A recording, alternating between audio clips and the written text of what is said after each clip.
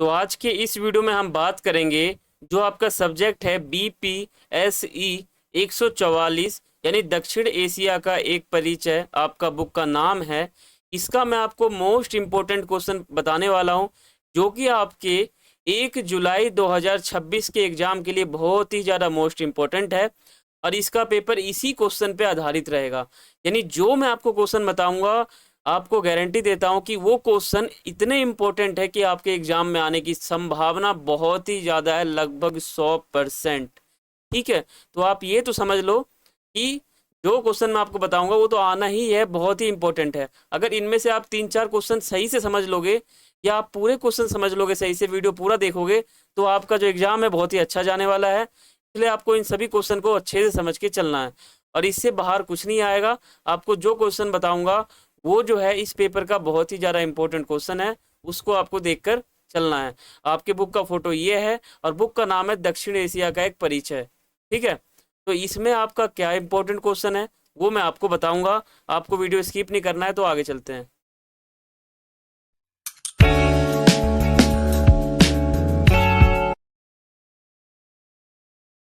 तो स्वागत है आपका अपने YouTube channel smart education point पर और मेरा नाम है अर्जुन। तो आगे चलते हैं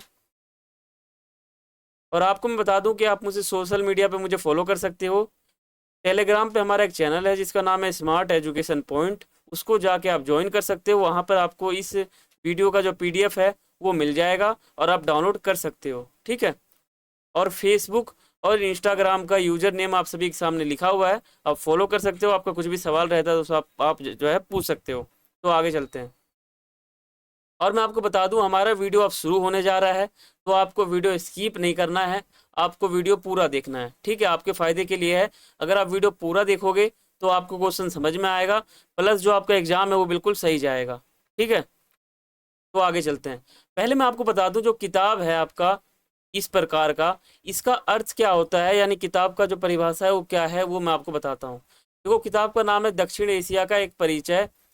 इसका मतलब ये है कि आप इस पूरे बुक में सिर्फ और सिर्फ दक्षिण एशिया के बारे में पढ़ोगे और दक्षिण एशिया के जितने देश आते हैं उनके बारे में पढ़ोगे। ठीक है, एशिया के दक्षिण साइड में जितने भी देश आते हैं वो देश कौन से हैं और उन वो देश की राजनीति या फिर उस देश के अंदर की बातें आप इसमें पढ़ोगे। यानी कहीं ना कहीं आप दक्षिण एशिया के देशों का परिचय जानोगे और उनके बारे में पढ़ोगे। जैसे भारत हो गया, पाकिस्तान हो गया, बांग्लादेश, नेपाल, श्रीलंका, मालदीव, भूटान, ये सभी जो है देश हैं दक्षिण एशिया के। तो आप इस पूरे बुक में सिर्फ और सिर्फ इसी देश के बारे में पढ़ोगे। तो आगे चलते हैं। देखो, इस किताब में हम इन देशों के बारे में पढ़ेंगे। पहला भारत, पाकिस्तान, बांग्लादेश, भूटान, श्रीलंका, ठीक है, अफगानिस्तान, ये सभी जो देश हैं यही इस पूरे बुक में बताया गया है। और पूरा जो क्वेश्चन है वो सभी इसी देश के अनुसार, या जो भी क्वेश्चन है वो सभी इसी देश के आगे पीछे घूमता है। तो आगे चलते हैं। जैसे पहला हो गया भारत, दूसरा हो गया पाकिस्तान, तीसरा हो गया मालदीव, चौथा हो गया भूटान, पांचवा हो गया श्रीलंका। ठीक है, अब चलते हैं आगे। देखो, आपके सामने जो पहला प्रश्न है वह है दक्षिण एशिया में चौथे स्तंभ के रूप में मीडिया की भूमिका क्या है। इसमें क्वेश्चन ये पूछ रहा है कि दक्षिण एशिया में जो चौथा स्तंभ है वो जो है वो मीडिया है। तो मीडिया के रूप में जो चौथा स्तंभ है इसकी क्या भूमिका है वो आपको बताना है। तो दक्षिण एशिया यानी भारत, पाकिस्तान, बांग्लादेश, नेपाल, श्रीलंका आदि ये देश आ जाते हैं हमारे दक्षिण एशिया में। इसमें जो है मीडिया को विधायिका, कार्यपालिका और न्यायपालिका के बाद लोकतंत्र का जो चौथा स्तंभ है, लोकतंत्र को चौथा स्तंभ माना जाता है। ठीक है, यह क्षेत्र की विविधता के बीच जनमत को आकार देने और शासन व्यवस्था को सुचारू रखने में महत्वपूर्ण भूमिका निभाती है। इसमें आपको ये बताना, जो मीडिया है ना, मीडिया वो दक्षिण एशिया के देशों का चौथा स्तंभ है। वो कैसे है? देखो, मीडिया जो है ना वो किसी भी देश का एक स्तंभ होता है, उसके बिना कुछ नहीं हो सकता। मीडिया क्या करती है कि हमारी बातों को जो है दूर दूर तक समाज में फैलाती है। ठीक है, ये काम बहुत ही महत्वपूर्ण करती है ये मीडिया। और आप जो है इस क्वेश्चन को अपने लैंग्वेज में एक्सप्लेन करके भी लिख सकते हो। इसमें आपका पॉइंट भी बनता जाएगा और आप उसको एक्सप्लेन करोगे तो कहीं ना कहीं आपका क्वेश्चन बहुत ही सही बनता जाएगा। देखो, दक्षिण एशिया में मीडिया की भूमिका और प्रभाव निम्नलिखित है। आपको इसमें ये समझना है कि मीडिया का जो प्रभाव है वो दक्षिण एशिया के अंदर किस प्रकार का है, और मीडिया को तो वैसे चौथा स्तंभ कहा जाता है, ये आपको इसमें बताना है। तो पहला हो गया सत्ता के प्रहरी के रूप में, यानी मीडिया सरकार के कामकाज, नीतियों और निर्णयों पर पैनी नजर रखता है। ठीक है। भ्रष्टाचार, मानवाधिकारों के हनन और सत्ता के दुरुपयोग को उजागर करके यह राजनेताओं और प्रशासनिक अधिकारियों को जवाबदेह बनाता है। जो मीडिया है वो सत्ता के लिए कहीं ना कहीं बहुत ही ज़्यादा इम्पोर्टेंट है, और मीडिया सत्ता को कहीं ना कहीं जागरूक भी करती है, और कहीं ना कहीं जो भ्रष्टाचार है या जो मानव अधिकार का हनन हो रहा है, इसके रूप में भी कहीं ना कहीं मीडिया एक महत्वपूर्ण रोल निभाती है। तो आपसे क्वेश्चन में क्या पूछा गया था कि दक्षिण एशिया में चौथा स्तंभ जो है मीडिया को माना जाता है, किस प्रकार वर्णन कीजिए। तो इसका मतलब यही है कि आपको मीडिया के बारे में बताना है कि मीडिया किस प्रकार काम करती है दक्षिण एशिया के देशों में, और उसको चौथा स्तंभ क्यों कहा जाता है, और उसके क्या क्या काम होते हैं। तो पहला जो हमारा काम है वो ये हो गया सत्ता के प्रहरी रूप के रूप में। दूसरा आपके सामने पॉइंट है वो है लोकतांत्रिक जागरूकता और जनमत निर्माण। ठीक है। इसका मतलब क्या होता है, जो लोकतांत्रिक देश है वहां पर जागरूकता फैलती है, प्लस जनमत निर्माण होता है। यह आम जनता को राजनीतिक, सामाजिक और आर्थिक मुद्दों पर शिक्षित करता है। यानी मीडिया क्या करता है, मीडिया जो है आम जनता को राजनीतिक रूप से, सामाजिक रूप से और आर्थिक रूप से जो है आम जनता को शिक्षित करता है। ये करता है मीडिया। चुनावों के दौरान क्या करता है, यह मतदाताओं को विभिन्न दलों की नीतियों का विश्लेषण करने और एक जागरूक विकल्प चुनने में मदद करता है। मीडिया जो है कहीं ना कहीं देश के लिए एक चौथा स्तंभ है, और मीडिया के बिना देश नहीं चल सकता, खासकर उस जगह पर जहां लोकतंत्र चलता है। लोकतंत्र में तो मीडिया की बहुत ही ज़्यादा आवश्यकता है, इसलिए न्यूज़ चैनल का भी बहुत डिमांड है, प्लस अखबार, इन सब से भी जानकारियाँ मिलती हैं, और कहीं ना कहीं मीडिया जो है बहुत ही ज़्यादा जरूरी है। आपको बस यही बताना है कि दक्षिण एशिया के देशों में मीडिया किस प्रकार चलती है। ठीक है, आसान क्वेश्चन है। आप अगर अपने हिसाब से अपने शब्दों में भी पॉइंट बना के लिखोगे तो आपके बहुत ही अच्छे नंबर आ जाएंगे। तीसरा आपके सामने पॉइंट है सामाजिक परिवर्तन और आवाजहीन लोगों की आवाज। इसका मतलब क्या है, जो सामाजिक परिवर्तन है, और आवाजहीन का मतलब क्या है, जो लोग आवाज नहीं उठा पाते हैं, घबराते हैं या डरते हैं। ठीक है। जो आवाज नहीं उठा पाते हैं ना, उन लोगों का या उन लोगों के जरिए जो आवाज निकालता है उसको कहते हैं मीडिया। यानी यहाँ आप ये भी समझ सकते हो कि अगर कोई व्यक्ति है उसके साथ कुछ भी नाइंसाफी हो रहा है तो वो कहीं ना कहीं आवाज़ नहीं उठा पा रहा, लेकिन जो मीडिया है वो भी ये काम करती है। यानी आप कह सकते हो कि जो आवाज़हीन लोग होते हैं उनकी भी आवाज़ निकालती है मीडिया। दक्षिण एशिया के विविध और कई बार रूढ़िवादी समाजों में मीडिया हाशिए पर पड़े समुदायों और महिलाओं को, अल्पसंख्यकों की समस्याओं को मुख्य धारा के विमर्श में लाता है। जो अल्पसंख्यक है उनकी समस्याओं को मुख्य धारा में लाता है, और यह सामाजिक कुरीतियों के खिलाफ जन चेतना जगाने का काम करता है। मीडिया क्या करता है कि लोगों को जगाने का काम करता है, प्लस मीडिया ये कहता है कि आपका क्या अधिकार है, प्लस आपका जो अधिकार है उसके लिए आपको लड़ना चाहिए। ठीक है, हक के लिए, वो बताता है मीडिया। ठीक है।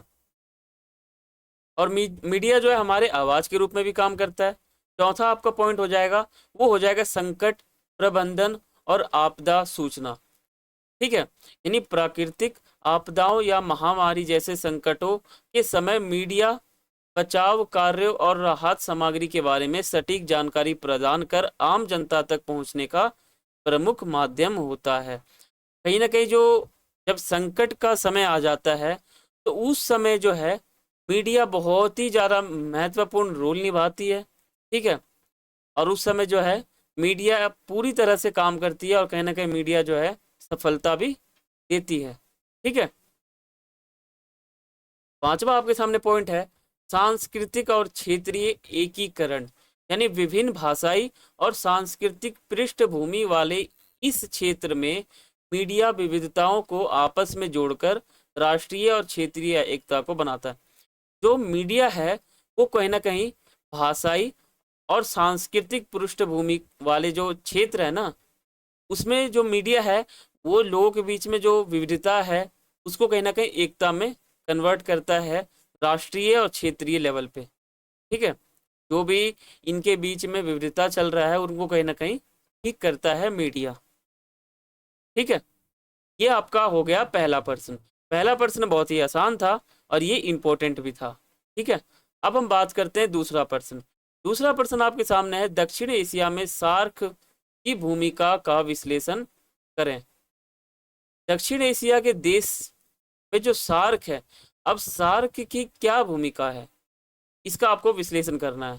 ठीक है, देखो दक्षिण एशियाई क्षेत्रीय सहयोग संगठन इसका फुल फॉर्म होता है और इसको कहते हैं शॉर्ट फॉर्म में सार्क। ठीक है, देखो दक्षिण एशिया में शांति, स्थिरता और साझा आर्थिक समृद्धि को बढ़ावा देने के लिए एक एक बहुत ही महत्वपूर्ण बहुपक्षीय मंच है जिसे सार्क कहते हैं।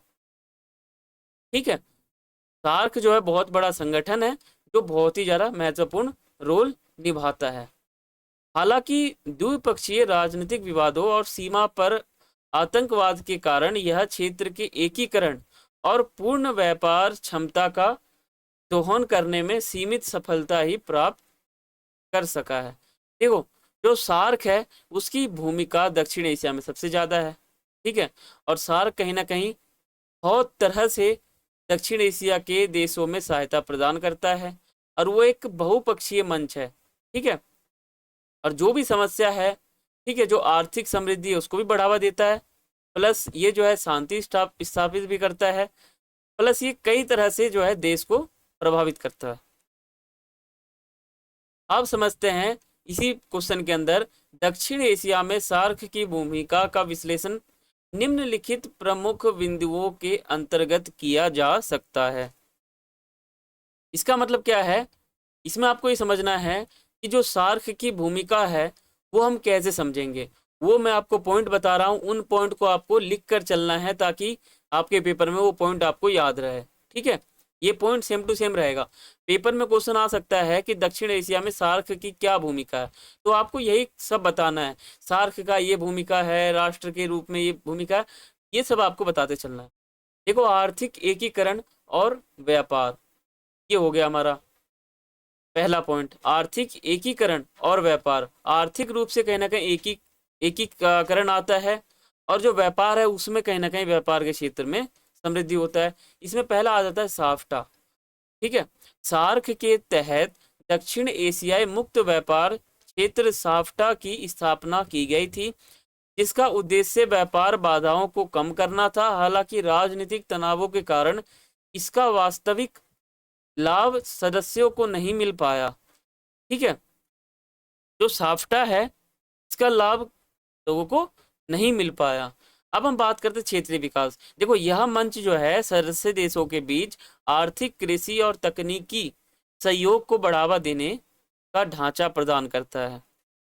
जो हमारा सार्क है ना, मैं आपको सिंपल भाषा में बताऊं, सार्क आर्थिक रूप से, सामाजिक रूप से और एकता रूप से, यानी सभी रूप से वो कहीं ना कहीं सहायता ही प्रदान करता है। ठीक है,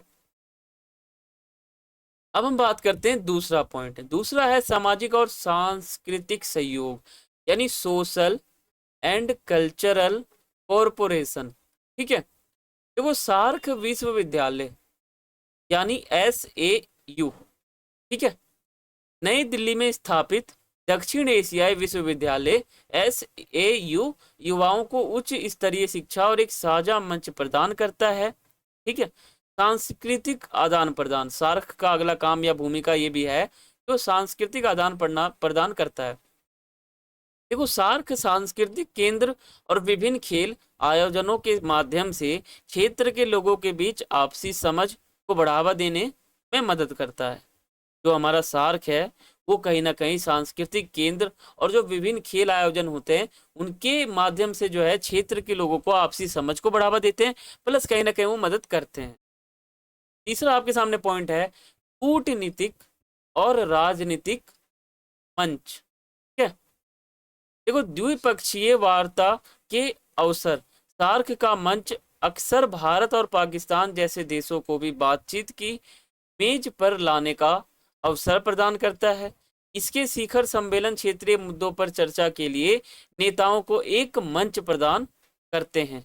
ठीक है, चौथा आपके सामने पॉइंट है तकनीकी और आधारभूत क्षेत्रों में सहयोग।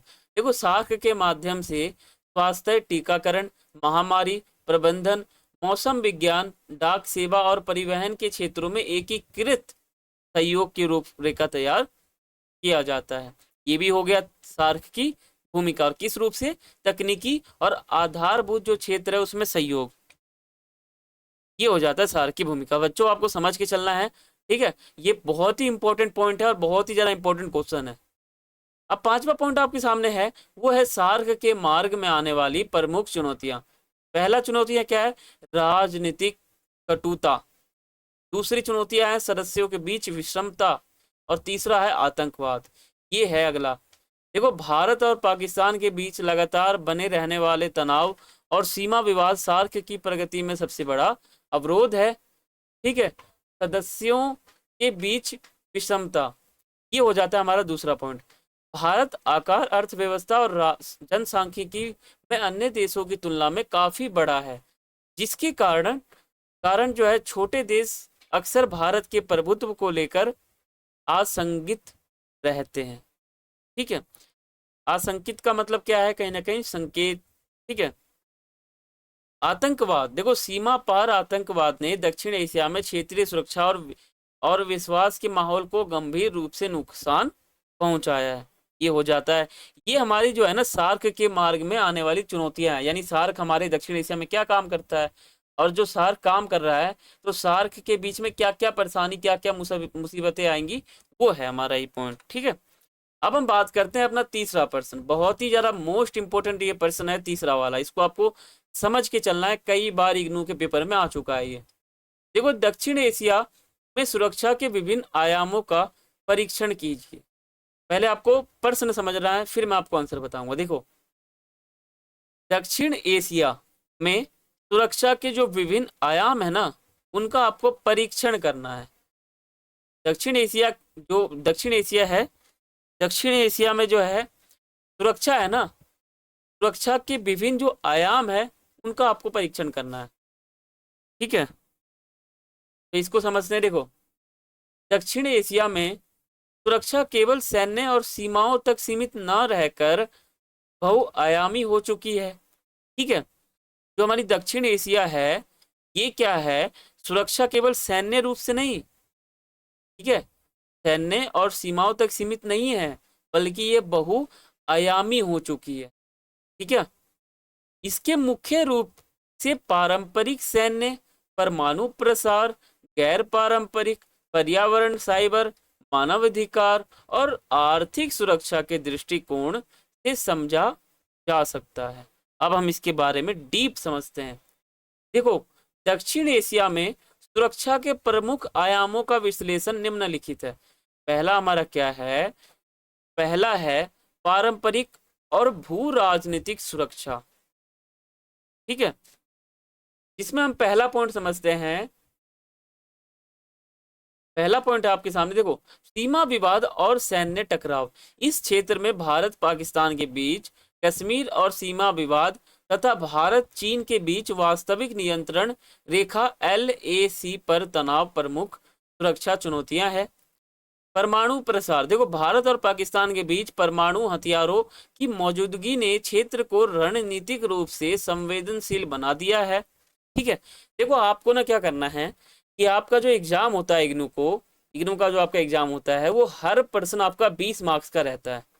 ठीक है, हर प्रश्न आपका 20 मार्क्स का रहता है। टोटल आपको 5 प्रश्न करने होते हैं। खंड 1 में से आपको 2 प्रश्न चुनना पड़ता है, या खंड 2 में से आपको 3 प्रश्न चुनना पड़ता है। टोटल 5 आपको चुनना पड़ता है, नहीं तो आपको खंड 1 में से 3 प्रश्न या खंड 2 में से 2 प्रश्न, यानी आपको 5 प्रश्न करने होते हैं।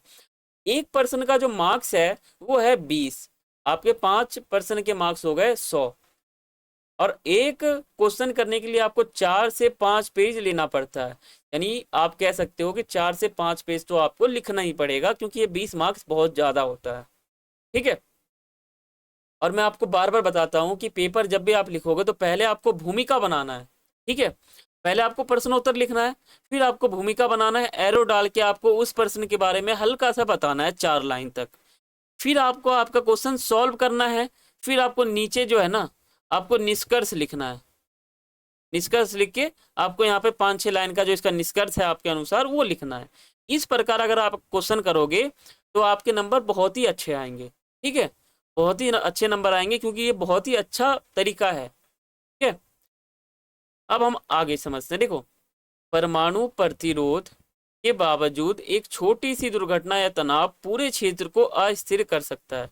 जो परमाणु प्रसार है ना, जैसे मान लो भारत और पाकिस्तान के बीच जो भी परमाणु हथियार जो भी इनके पास है, अब ये कहीं ना कहीं कह सकते हो कि एक दूसरे के ऊपर हावी भी हो सकती है ना। महाशक्तियों की प्रतिद्वंदिता। देखो, चीन के बढ़ते प्रभाव जैसे बेल्ट एंड रोड, ठीक है, इनिशिएटिव और हिंद महासागर में दखल और अमेरिका की रणनीतिक भागीदारी ने दक्षिण एशिया को वैश्विक शक्ति संतुलन का अखाड़ा बना दिया है ना। अब हम समझते हैं दूसरा पॉइंट। देखो, गैर पारंपरिक और पर्यावरणीय सुरक्षा, है ना, यानी non traditional and environmental security, ये हम समझते हैं। देखो, जलवायु परिवर्तन। दक्षिण एशिया जलवायु परिवर्तन के लिहाज से दुनिया के सबसे संवेदनशील क्षेत्रों में से एक है। हिमालय के ग्लेशियरों का पिघलना, बार बार आने वाले चक्रवात और बाढ़ क्षेत्रीय जल सुरक्षा व खाद्य आपूर्ति के लिए गंभीर खतरा है। ये हो जाता है हमारा जलवायु परिवर्तन, ठीक है। मैंने आपको एक बार बताया था सुरक्षा के 2 प्रकार होते हैं, एक होता है पारंपरिक, एक होता है गैर पारंपरिक। पारंपरिक मेन होता है, गैर पारंपरिक इसका उल्टा होता है, जो पारंपरिक ना हो गैर हो उसकी, ठीक है। देखो समझते हैं। जल विवाद। देखो, सीमा पार बहने वाली नदियों, ट्रांस ब्राहुंड्री रिवर्स के जल बंटवारे को लेकर देशों के बीच आपसी अविश्वास की स्थिति सुरक्षा को प्रभावित करती है, ठीक है। देखो, मानव सुरक्षा और आंतरिक चुनौतियां। देखो, मानव सुरक्षा और आंतरिक चुनौतियां क्या है, यानी human security and internal challenges क्या क्या है। देखो, आतंकवाद और उग्रवाद, ये हमारा बहुत बड़ा चुनौतियां है मानव सुरक्षा की। देखो, सीमा पार आतंकवाद और विभिन्न अलगाववादी और उग्रवादी संगठन क्षेत्रीय स्थिरता और आंतरिक सुरक्षा के लिए बड़ा खतरा है। जैसे अब हम बात करते हैं गरीबी। देखो, गरीबी, स्वास्थ्य और शिक्षा क्षेत्र में व्यापक गरीबी, बेरोजगारी और अपर्याप्त स्वास्थ्य ढांचा की आर्थिक और सामाजिक सुरक्षा को खतरे में डालती है। गरीबी और स्वास्थ्य शिक्षा जो है ना, ये कहीं ना कहीं सुरक्षा खतरे में डालती है। देखो, जातीय और धार्मिक संघर्ष, ये हमारा हो जाएगा मानव सुरक्षा के आंतरिक चुनौतियों के अंदर। मैं आपको बता रहा हूँ मानव सुरक्षा की आंतरिक चुनौतियां। तो पहला ये है आतंकवाद और उग्रवाद, दूसरा है गरीबी, स्वास्थ्य और शिक्षा, और तीसरा है जातीय और धार्मिक संघर्ष। अब हम समझते हैं ये वाले में। देखो, कई देशों में आंतरिक जातीय संघर्ष, अल्पसंख्यकों के उत्पीड़न और राजनीतिक अस्थिरता के कारण बड़े पैमाने पर शरणार्थी संकट और मानवाधिकारों का उल्लंघन देखने को मिलता है, ठीक है। अब हम बात करते हैं चौथा पॉइंट। चौथा क्या है, आर्थिक और साइबर सुरक्षा, यानी इकोनॉमिक एंड साइबर सिक्योरिटी। देखो, आर्थिक निर्भरता और विकास। दक्षिण एशिया में संसाधनों का असमान वितरण और कमजोर आर्थिक नीतियां सामाजिक तनाव को कम जन्म देती है, ठीक है। जो दक्षिण एशिया में संसाधन का असमान वितरण है ना, वो कहीं ना कहीं कमजोर आर्थिक नीतियां को, सामाजिक तनाव जो है उसको जन्म देती है, ठीक है। अब हम इसमें समझते हैं इसका दूसरा पॉइंट, जो आर्थिक साइबर सुरक्षा है ना, इकोनॉमिक, वो समझते हैं।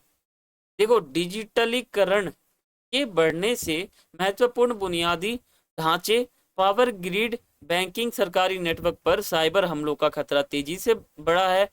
जो राष्ट्रीय सुरक्षा को सीधे प्रभावित करता है। ठीक है, ये हमारा हो गया क्वेश्चन वो वाला कंप्लीट। जो क्वेश्चन मैं आपको बता रहा हूँ ये सभी इंपॉर्टेंट है, मोस्ट इंपॉर्टेंट है। आप इन सभी क्वेश्चन को देख के चलना और प्लस आप इन सभी क्वेश्चन को समझ के चलना। अब हमारा चौथा क्वेश्चन जो मोस्ट इंपॉर्टेंट है वो है श्रीलंका। श्रीलंका में जातीय संघर्षों की उत्पत्ति पर चर्चा कीजिए। देखो, श्रीलंका में जातीय संघर्ष की उत्पत्ति मुख्य रूप से सिन्नली बहुसंख्यकवाद और तमिल अल्पसंख्यक समुदायों के अधिकारों के हनन के बीच में खाई में निहित है। ठीक है, यह समस्या 1948 में स्वतंत्रता के बाद ही गहराने लगी थी, जब सिन्नली नेताओं ने तमिलों की अपेक्षा कर अपनी सत्ता को मजबूत करना शुरू किया। ठीक है, अब हम बात करते हैं अपना इसके अंदर की बातें। देखो, इस संघर्ष के प्रमुख कारण और उत्पत्ति की ऐतिहासिक पृष्ठभूमि निम्नलिखित है। देखो, पहला आपके सामने पॉइंट है पृष्ठभूमि के अंदर, वो है जनसांख्यिकीय। ठीक है, जनसांख्यिकीय विभाजन। श्रीलंका की कुल आबादी में लगभग 74.9% सिन्नली था और बौद्ध धर्म है। देखो, दूसरी ओर तमिल भाषाई समुदाय लगभग 18% है, जिसमें मूल श्रीलंकाई तमिल और औपनिवेशिक काल में बागानों में काम करने के लिए लाए गए भारतीय तमिल शामिल हैं। ठीक है, दूसरा हमारा पॉइंट है सिन्नली भाषा को राज्य भाषा का दर्जा। 1956 का कानून। 1956 में क्या हुआ, जो सिन्नली भाषा है ना उसको कहीं ना कहीं राज्य भाषा में समझा जाने लगा या दर्जा दिया गया उसको। 1956 में सिन्नला एक्ट पारित करके सिन्नली भाषा को तमिलों की इच्छा के विरुद्ध एक मात्र आधिकारिक भाषा घोषित कर दिया गया, जिससे तमिल खुद को हाशिए पर महसूस करने लगा। 1956 की बात। देखो, बौद्ध धर्म का प्राथमिकता। जो हमारा बौद्ध धर्म था उसको प्राथमिकता, संविधान में बौद्ध धर्म को विशेष संरक्षण और प्राथमिकता दी गई, जिसने तमिल अल्पसंख्यकों जिसमें अधिकांश हिंदू मुस्लिम में अलगाव की भावना को गहरा कर दिया। देखो, भारतीय संविधान के तहत क्या हुआ था ना उस समय कि जो बौद्ध धर्म है इसके लिए कहीं ना कहीं बहुत प्रकार की ऐसी बातें थी जो किसी और धर्म में नहीं थी। तो अलग जो हमारे दूसरे धर्म थे ना वो क्या करते हैं, कहीं ना कहीं उनका अलगाव बहुत ही गहरा होता चला गया। ठीक है, बहुत ही गहरा होता चला गया, क्योंकि इन्होंने क्या किया कि बौद्ध धर्म को प्राथमिकता दी। संविधान में बौद्ध धर्म को विशेष संरक्षण देने की बात की गई, जिसने क्या किया, जो तमिल अल्पसंख्यक थे ना, जिनमें तमिल अल्पसंख्यक, देखो अल्पसंख्यक का मतलब होता है जहां लोगों की संख्या कम हो उसको कहते हैं अल्पसंख्यक, जहां लोगों की संख्या ज्यादा हो उसको कहते हैं बहुसंख्यक। अल्पसंख्यक का मतलब है देखो तमिल अल्पसंख्यक का मतलब है जो तमिल है उसमें संख्या बहुत ही कम थी, और कम संख्या में जो लोग थे वो कौन कौन से थे, जिसमें अधिकांश हिंदू थे और बाकी मुस्लिम थे। उनमें क्या होता है कि अलगाव की भावना का गहरा असर कर दिया। देखो, जब बौद्ध धर्म को संरक्षण देने की बात की गई संविधान में, तो तमिल के अंदर जो अल्पसंख्यक लोग थे जिसमें हिंदू भी थे मुस्लिम भी थे, उनके अंदर कहीं ना कहीं अलगाव की भावना जागृत हो गई। ठीक है, चौथा पॉइंट आपके सामने शिक्षा और रोजगार में भेदभाव। ये भी आपका इंपॉर्टेंट पॉइंट है। सरकारी नौकरियों और विश्वविद्यालयों में सिन्नली युवाओं को प्राथमिकता देना, ये भी बहुत बड़ा कारण हो जाएगा। मानकीकरण, ठीक है, स्टैंडर्डाइजेशन नीति। देखो, देने वाली नीतियां लागू की गई जिससे तमिल युवाओं में भारी आक्रोश पनपा। जब सिन्नली में जो है विश्वविद्यालय और युवाओं को प्राथमिकता दी गई, ठीक है, तो उसमें कहीं ना कहीं जो तमिल युवा थे उन पे कहीं ना कहीं भारी आक्रोश पनपा, भारी आक्रोश देखने को मिलता है। ठीक है, अब हम बात करते हैं पांचवा पॉइंट। देखो, पांचवा पॉइंट आपके सामने बहुत ही आसान, वो है राजनीतिक अलगाव। देखो, तमिल राजनीतिक दल जैसे TULF, इसका फुल फॉर्म आप मुझे कमेंट बॉक्स में बताओगे। आपको कमेंट बॉक्स में लिख के बताना है कि इसका फुल फॉर्म क्या होता है TULF का। द्वारा अपने अधिकारों, स्वायत्ता और संघीय ढांचे की मांग को लगातार सिन्नली सरकारों द्वारा दबा दिया गया। इन दमनकारी नीतियों के कारण 1970 के दशक में तमिल युवाओं के बीच उग्र राष्ट्रवाद का उदय हुआ। इसके परिणाम स्वरूप लीटे LTTE, ठीक है, जैसे विद्रोही संगठनों का गठन हुआ और श्रीलंका दशकों तक एक भीषण गृह युद्ध की चपेट में आ गया, जो 2009 में समाप्त हुआ। जब ये जो पूरा का पूरा अलगाव हुआ ना राजनीतिक रूप से, इसमें जब लीटे बना था लीटे, तो लीटे ने कहीं ना, इसमें क्या हुआ, युद्ध बहुत लंबा चला था और 2009 में युद्ध जाकर समाप्त हुआ था। ठीक है, अब हम बात करते हैं सबसे ज्यादा मोस्ट इंपोर्टेंट क्वेश्चन। ये तो पिछले साल ही आया था, ये तो जून 2025 के एग्जाम में आया था आपके, बहुत ही ज्यादा इंपॉर्टेंट है। इग्नू के अंदर ये क्वेश्चन रिपीट होता है। शीत युद्ध काल में दक्षिण एशिया की राजनीति का वर्णन कीजिए। बहुत ही इजी क्वेश्चन है और बहुत ही ज्यादा इंपॉर्टेंट क्वेश्चन है, इसको आप लिख सकते हो, बहुत ही इंपॉर्टेंट है। और आपको वीडियो पूरा देख के चलना है। पेपर होने से पहले आपको एक बार वीडियो जो है शुरू से लेकर एंड तक ये आपको फुल वॉच करना है। ठीक है, आपको ये फुल वॉच करना है, आपको स्किप नहीं करना, आपको वीडियो पूरा देखकर चलना है। ठीक है, तो क्वेश्चन आप समझ गए। शीत युद्ध काल में दक्षिण एशिया की राजनीति का वर्णन कीजिए। यानी आपको ये बताना है यहाँ पर कि शीत युद्ध काल के अंदर जो दक्षिण एशिया के देश थे, वहाँ राजनीति का क्या मतलब, क्या राजनीति थी उस समय। ठीक है, जैसा कि मैं आपको शीत युद्ध काल का टाइम पीरियड बताऊं, तो इसका जो टाइम पीरियड है वो है 1945 से 1991। यानी 1945 से लेकर 1991 के बीच में हमारा शीत युद्ध का काल चला था। इसमें क्या होता है, दक्षिण एशिया की राजनीति कूटनिरपेक्षता, महाशक्तियों अमेरिका और सोवियत संघ के हस्तक्षेप और भारत पाकिस्तान के बीच रणनीतिक टकराव से प्रभावित रही। यहाँ इस समय क्या था कि भारत और पाकिस्तान के अंदर, भारत में क्या चल रहा था, गुटनिरपेक्षता की नीति चल रही थी। इसने क्षेत्रों के देशों के आंतरिक विकास और विदेश नीतियों को गहराई तक आकार दिया। ठीक है, अब हम इसमें पॉइंट समझते हैं। देखो, महाशक्तियों का प्रभाव और गुटबंदी, ये आपका पूरा का पूरा युद्ध चल रहा है। मान लो ये इतने दूर तक ये पूरा का पूरा इन लोग का महाशक्तियां थी ये सभी। तो इस समय जो है भारत अपने आप को कैसे इसे ठीक रखे, मतलब भारत ने ये सोचा था कि मैं ना ही किसी से दोस्ती रखूंगा ना ही दुश्मनी रखूंगा, मैं एकदम दोनों गुटों के ना, जैसे एक गुट ये है एक गुट ये है, तो मैं इन दोनों के बिल्कुल बराबर रहूंगा, ना मैं इससे दोस्ती करूंगा ना मैं इससे दोस्ती करूंगा, एकदम इक्वल रहूंगा। ठीक है, एकदम इक्वल रहूंगा। ये होता है गुटनिरपेक्षता की नीति। देखो, शीत युद्ध की शुरुआत के साथ ही दक्षिण एशिया महाशक्तियों की प्रतिस्पर्धा का अखाड़ा बन गया।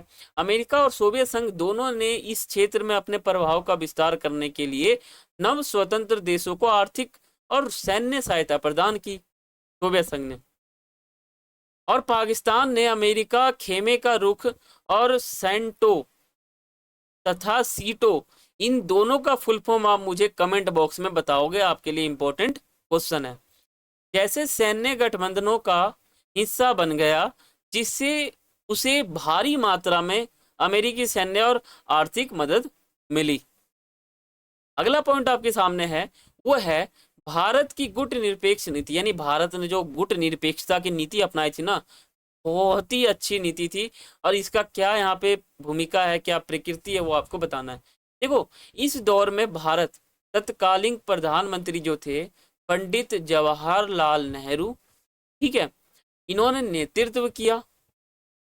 इन दोनों ने महाशक्तियों ने, ठीक है, महाशक्तियों के गुटों से समान दूरी बनाए रखने के लिए गुट निरपेक्षता यानी नॉन एलिगनेंट मोमेंट, ठीक है, की नीति अपनाई। भारत ने स्वतंत्र विदेशी नीति का समर्थन किया और एशियाई लोगों के लिए, ठीक है, का नारा देकर भारी शक्तियों के हस्तक्षेप का विरोध किया। भारत ने कहीं ना कहीं गुट निरपेक्ष नीति अपनाई और दोनों गुटों से बराबर दूरी बना के रखा। ठीक है, अब बात करते हैं अपना तीसरा पॉइंट, भारत सोवियत संघ की रणनीतिक साझेदारी। यानी भारत और सोवियत संघ की जो रणनीतिक है वो क्या क्या है, क्या क्या साझेदारी है, वो आपको समझना है। देखो, अमेरिका द्वारा पाकिस्तान को हथियार दिए जाने और 1960 के दशक में चीन के साथ हुए तनाव के कारण क्षेत्रीय संतुलन बनाए रखने के लिए भारत सोवियत संघ के करीब आ गया। ठीक है, 1960 में। 1971 में भारत और सोवियत संघ के बीच ऐतिहासिक मैत्री और सहयोग संधि, ठीक है, ये हुआ, पर हस्ताक्षर हुए, जिसने इस क्षेत्र में अमेरिकी पाकिस्तानी प्रभाव को संतुलित किया। ठीक है, अब बात करते हैं अगला पॉइंट, ये बहुत इंपॉर्टेंट है, भारत पाकिस्तान के बीच सैन्य संघर्ष। देखो, भारत और पाकिस्तान दोनों अलग देश बन गए थे आज़ादी के बाद। ठीक है, आज़ादी के बाद जब भारत देश आज़ाद हुआ तो उस समय एक बना था पूर्वी पाकिस्तान, ठीक है, एक बना था हमारा पश्चिमी पाकिस्तान। पूर्वी पाकिस्तान को आप अभी वर्तमान समय में पाकिस्तान कहते हो, और जबकि पश्चिमी पाकिस्तान को आप बांग्लादेश कहते हो, और इसका नाम 1972 में पड़ा। देखो, शीत युद्ध काल की राजनीतिक भारत और पाकिस्तान के बीच तनाव और युद्धों से घिरी रही। कश्मीरी मुद्दे, अन्य रणनीतिक कारणों से दोनों देशों के बीच में 1947 से 65 और 71 के प्रमुख युद्ध हुए। 1971 में युद्ध के परिणाम स्वरूप जो पूर्वी पाकिस्तान था ये स्वतंत्र राष्ट्र बन गया, बांग्लादेश के रूप में उभरा, जिससे क्या हुआ, दक्षिण एशिया का भू राजनीतिकरण, जो भू राजनीतिक समीकरण है वो हमेशा के लिए बदल गया। भूमि को लेकर जो राजनीति थी ना वो बदल गई एक ही बार में। पांचवा आपके सामने है क्षेत्रीय सहयोग की शुरुआत, यानी हम सार्क की बात करेंगे, सार्क। ठीक है, सार्क हमारा इंपॉर्टेंट है, और प्लस सार्क का फुल फॉर्म क्या है ये भी आप मुझे कमेंट बॉक्स में बताओगे। जितने फुल फॉर्म मैंने आपको दिए हैं ये आपको बताना है, क्योंकि मैं आप देखना चाहता हूं कि आपको ये फुल फॉर्म पता है या नहीं। देखो, महाशक्तियों की राजनीति से हटकर दक्षिण एशिया के देश जैसे भारत, पाकिस्तान, बांग्लादेश, नेपाल, भूटान, श्रीलंका, मालदीव ने 1985 में दक्षिण एशियाई क्षेत्रीय सहयोग संगठन यानी सार्क की स्थापना की थी।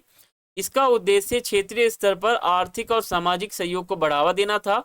हालांकि द्विपक्षीय तनावों के कारण इसकी प्रगति जो है वो सीमित रह गई। ठीक है, ये हमारा सीमित रह गया। अब छठा पॉइंट हम बात करते हैं, अफगानिस्तान संकट 1980 के दशक में आता है। अफगानिस्तान के साथ भी हमारा बहुत संकट चलता है।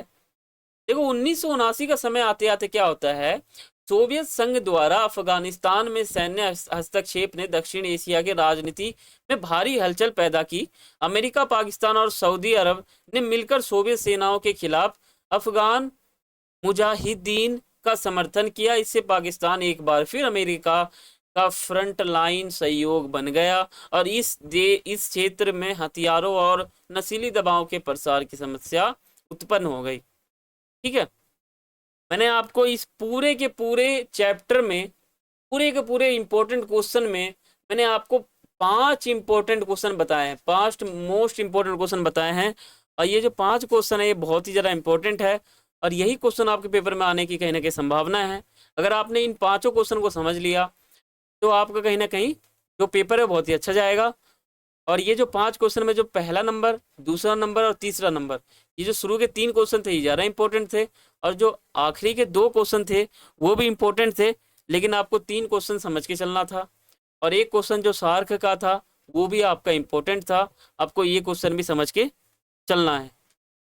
ठीक है, तो ये हमारा वीडियो था, इसमें मैंने आपको मोस्ट इंपॉर्टेंट क्वेश्चन बताया है, और ये जो मोस्ट इंपॉर्टेंट क्वेश्चन है ये बहुत ही ज़्यादा इंपॉर्टेंट है, इसको आपको लिख के चलना है। अगर आप चैनल पर नए हैं तो सब्सक्राइब करें और बेल आइकन पर क्लिक करें ताकि हमारे वीडियो को नोटिफिकेशन आप तक पहुंचे। ठीक है, और हमारा वीडियो आप सबसे पहले देख सको। और वीडियो को लाइक करें, शेयर करें, और कमेंट करके आपको ये बताना है कि जो हमने फुल फॉर्म बताने का आपको काम दिया है, जो होमवर्क दिया है वो आपने पूरा किया कि नहीं किया। आपको पहले तो पहले आपको कमेंट बॉक्स में जाना है, वहाँ पे आपको ये कमेंट करना है कि सार्क की फुल फॉर्म क्या है, और 2 मैंने आपको और दिए थे उसका फुल फॉर्म क्या है। ठीक है, तो आपको सभी फुल फॉर्म बताना है। और इस वीडियो का जो PDF नोट्स है वो आपको हमारे टेलीग्राम चैनल पर मिल जाएगा, जाके आप डाउनलोड कर सकते हो। ठीक है, तो मिलते हैं किसी और वीडियो में। बाकी आप सभी को आपके एग्ज़ाम के लिए ऑल द बेस्ट। आपका जो एग्ज़ाम है बहुत ही अच्छा जाए, आप सभी को शुभकामनाएं। तो मिलते हैं अगली वीडियो में, तब तक के लिए सभी को थैंक्स फॉर वॉचिंग। जय हिंद, जय भारत।